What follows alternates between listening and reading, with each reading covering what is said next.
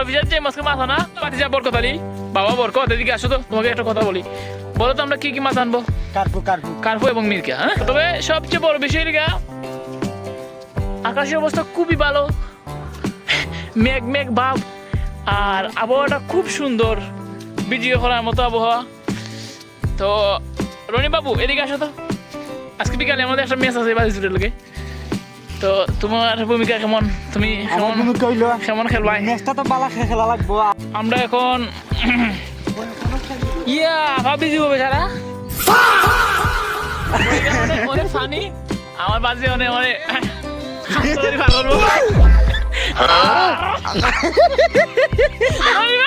না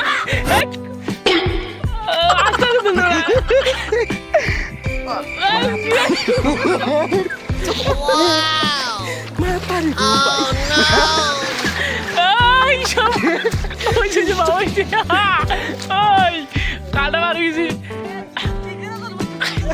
দেখো আমার দেখুনি আমার ইয়ে কুশ মাস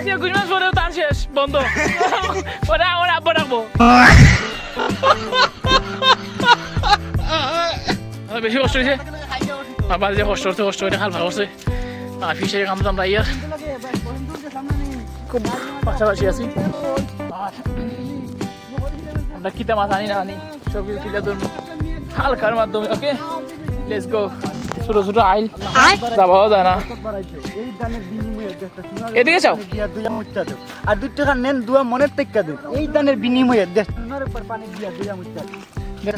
এই দানের বিনিময় বরকত বাড়াই দেন আল্লাহ রিজিক বাড়াই দেন আল্লাহ হায়াত বাড়াই দেন দেশটা সোনার উপর পানি দিয়া দিয়া মুচ্ছা দেন লাগলে আর 2 টাকা নেন দোয়া মনের ঠিকা দেন আমার বাড়িতে কিন্তু খুব সেরা এই সেরা রিয়াকশন করতে পারে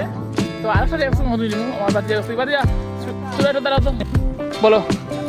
1 কেজি গরুর মাংসের দাম যদি 900 খিলাল মারা ফালাইবো না দাঁতে চিপার 1 কেজি গরুর মাংসের দাম যদি হয় 900 খিলাল মেরাও ফালাইবো না দাঁতের চিপার মাংস তারপরও তো মোটামুটি মানুষ লিসে জমাইয়া আমরা তো মাছ আনাইকা ওই মাছ চিংড়ি মিংড়ি রুই তুই বোয়াল নাকি কাতলা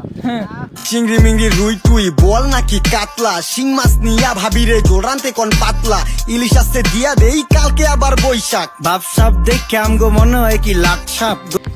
হাঁটি পাপা করে আমরা চলে আসলাম আমাদের গন্তব্যস্থানে তো এই হলো আমাদের গন্তব্যস্থান যা বললাম যে ফিশারি